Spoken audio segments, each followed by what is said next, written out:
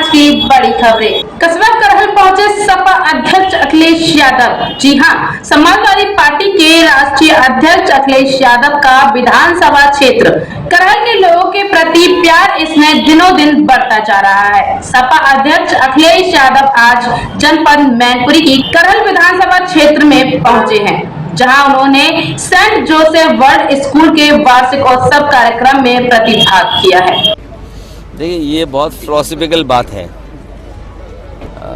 किसको सुख और किसको आराम, लेकिन मैं समझता हूँ शिक्षा से लोग अपना जीवन बदलते हैं, भाग्य बदलते हैं। जितना अच्छा हम शिक्षा दे सकेंगे समाज को, देश को, प्रदेश को, उतना ही हमारा खुशहाली और तरक्की के रास्ते पर जाएगा।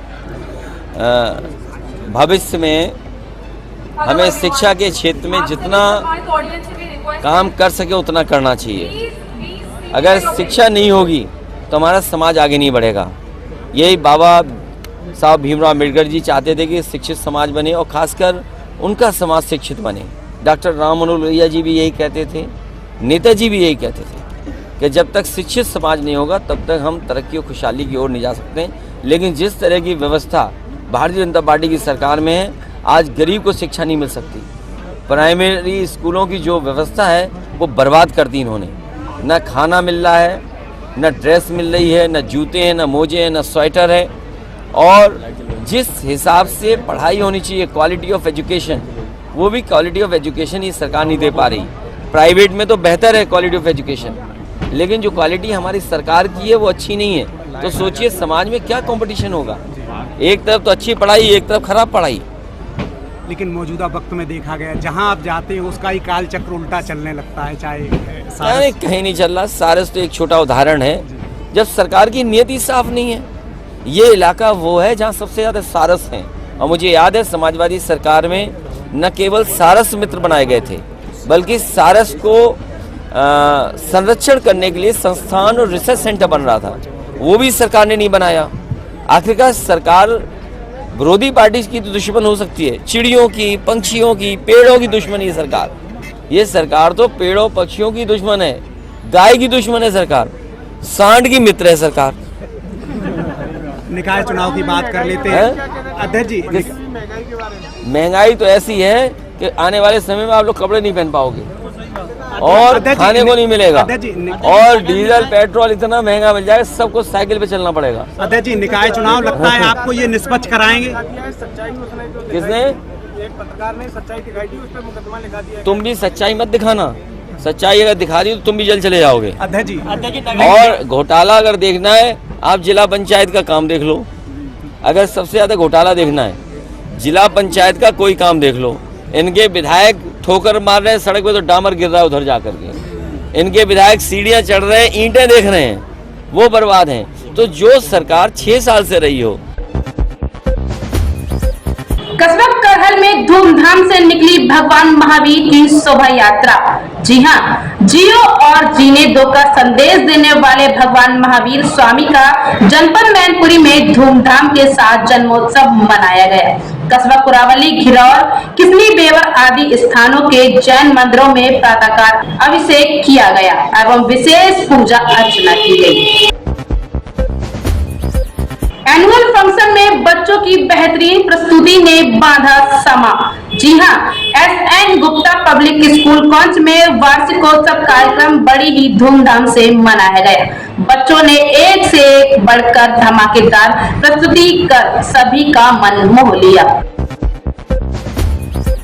ग्राम कोनासी में अज्ञात कारणों के चलते 2 घरों में आग लगने से घर गृहस्थी के सामान समेत नकदी जलकर हुई राख। जी हाँ, ये खबर जौरान से है। जौरान के कौन सर्किल के नदी गांव थाना क्षेत्र के गांव कोनासी में 2 घरों में आग लग गई और घर का कीमती सामान और नकदी जलकर राख हो गई। आग बुझाते समय एक युवक बुरी तरह से झुलस गया। ग्रामीणों के सहयोग से बड़ी मशक्कत के बाद आग पर काबू पाया गया। क्षेत्रीय लेखपाल ने घटना स्थल पर पहुंचकर जांच में जुट गए।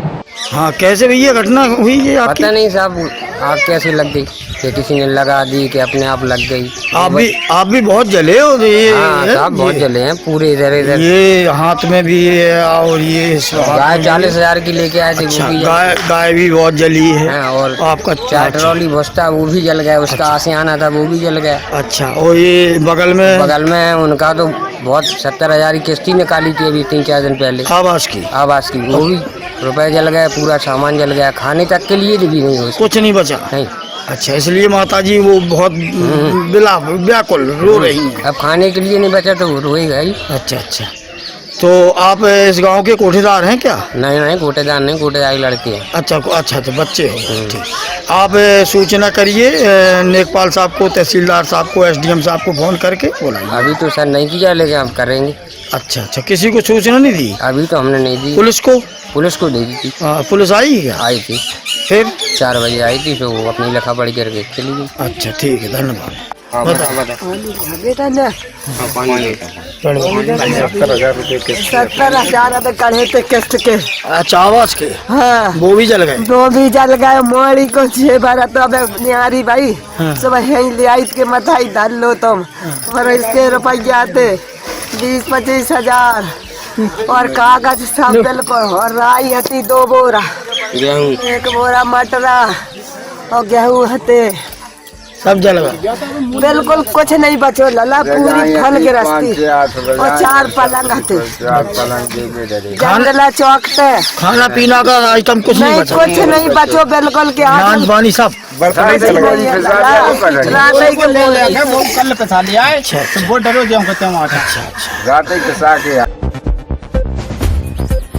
सूरत की कोर्ट ने राहुल गांधी को 13 अप्रैल तक जमानत दी। जी हाँ, सूरत की कोर्ट से राहुल गांधी को जमानत मिल गई है। कोर्ट ने कांग्रेस नेता की जमानत 13 अप्रैल तक बढ़ा दी है। इसी दिन राहुल की जमानत पर सुनवाई होगी। इसके साथ कांग्रेस नेता ने अपनी सजा को भी चुनौती दी है, जिस पर 3 मई को सुनवाई होगी। मैनपुरी हाईवे पर कैंटनेर ने एक महिला को रौंदा, ग्रामीणों ने लगाया जाम। जी हाँ, ये बड़ी खबर मैनपुरी से है। मैनपुरी में मैनपुरी हाईवे पर कैंटनेर ने एक महिला को रौंद दिया, जिससे महिला की मौके पर ही मौत हो गई। आपको बता दें, महिला अपने पति को खाना देने के लिए जा रही थी, तभी हाईवे से गुजर रहे कैंटनेर ने उसे रौंद दिया। घटना से गुस्साए लोगों ने हाईवे पर जाम कर दिया है।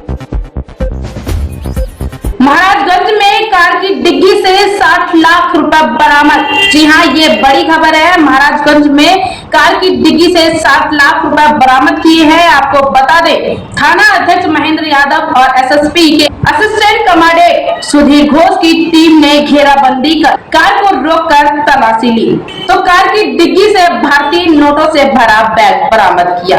कार समेत चालक को भी हिरासत में लेकर पूछताछ शुरू कर दी है।